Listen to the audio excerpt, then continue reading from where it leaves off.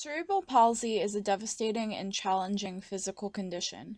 While the story of Christy Brown, who grew up in Dublin, Ireland during the 1930s, is inspirational and remarkable, there are many stories of individuals with cerebral palsy who are not able to live their lives as actively because of the severity of the condition.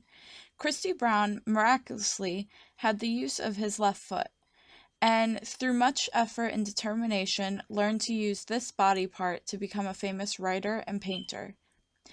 Andrew Solomon, in his recent book Far from the Tree, published in 2012, cites the words of one mother whose daughter with cerebral palsy had absolutely no use of her body and no control over her speech. She states, "By the time she was 6, we acknowledged that this is who and what she is and what her condition is, and it's not going to change."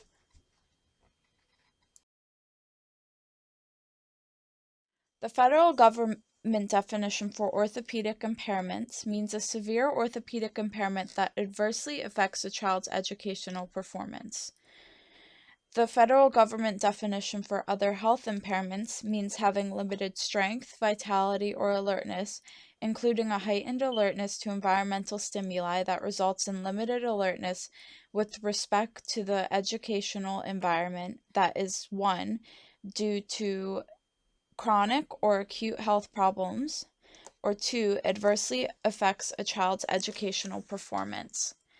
With the language of the federal and New Jersey state guidelines for receiving special education services, the guiding spirit and content comes from the IDEA of 2004, a truly path-breaking act of Congress that protects and supports the rights of children with learning disabilities. The key overarching words in all federal and state regulations refer back to the following phrase from Chapter 14 of the New Jersey State Code. Children are eligible for special education and related services when it is determined that the student has one or more of the disabilities defined and the disability adversely affects the student's educational performance.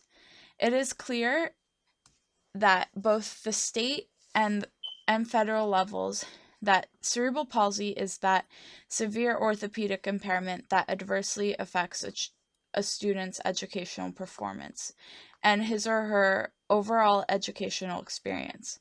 Cerebral palsy meets the criteria in both the physical category as well as the area of chronically ill, whereby the disability limits the child's strength, vitality, and alertness.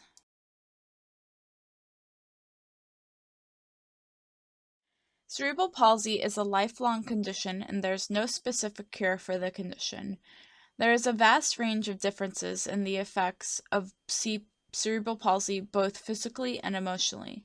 Certain therapies in school and outside of school, physical, occupational, and speech, can be helpful in allowing the child with cerebral palsy to become more independent, more mobile, and more in tune with his or her surroundings. But as parents with children who have cerebral palsy told the author Andrew Solomon in his book Far from the Tree, it is very hard, despite everyone's efforts, to integrate a child with cerebral palsy fully into the mainstream society of peers.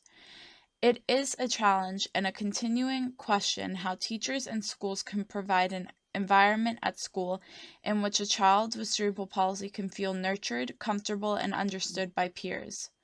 As many personal reflections from adults with cerebral palsy point out, living with cerebral palsy is very isolating and often a depressing experience, especially when the person with cerebral palsy does have superior to average intellectual capabilities and truly understands what it means to have cerebral palsy.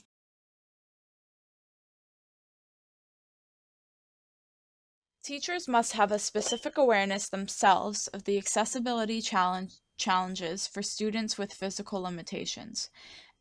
Andrew Solomon in Far from the Tree cites the reflections of parents of children with cerebral palsy and notes their awareness of the problems of integrating their children into a mainstream world, including the school building. Most regular classrooms are not in fact equipped to handle children in wheelchairs. Thus, when we speak about strategies for teachers in supporting a child with cerebral palsy, we must first talk about gaining awareness of what the world is like for someone who has difficulty moving and speaking but is truly able intellectually.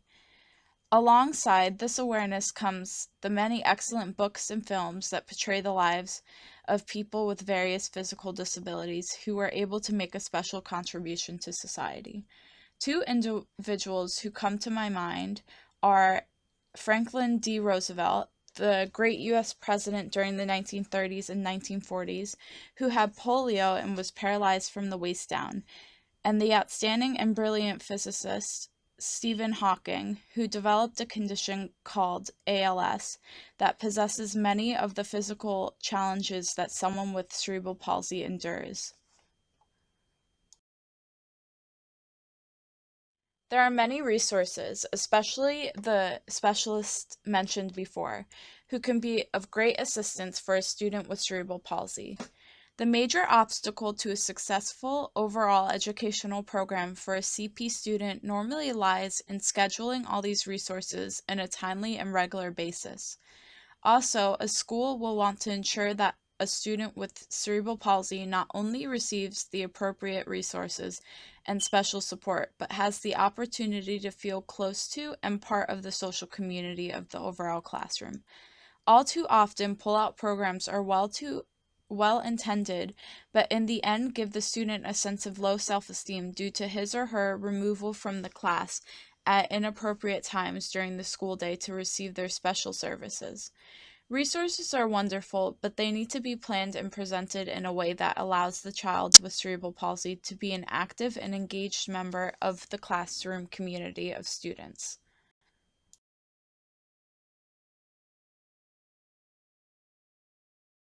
It is an enormous challenge for schools to accommodate the many unique needs of children with cerebral palsy. There are the academic programming, social integration, and physical accessibility pieces that, for each student, will have many variations and varying degrees of student strengths and weaknesses. But as I have discovered through my journey of reading about cerebral palsy and learning about people who have overcome so much through courage and commitment, there is a key conclusion that I will offer. The inspirational and compelling story of Christy Brown, as depicted in his autobiography My Left Foot, provides real-life insight into what determination and strength of support and understanding can provide for a person with cerebral palsy, or for that matter, a person with any range of physical or intellectual disabilities. As with Christy Brown, and now hopefully with any student in one's classroom with cerebral palsy, that student's capabilities and self-esteem can be nurtured and supported by teachers and administrators, as well as by other children and their parents in a faithful and committed way. We can and must set a high bar for allowing the child with cerebral palsy to have a personal journey towards active participation in the world around him or her. Hopefully, our schools can set the high standards for instructions and for community interaction and support that a student with cerebral palsy or other physical disabilities can feel welcomed at school and provided with the setting and the training towards personal success and feeling of self-worth.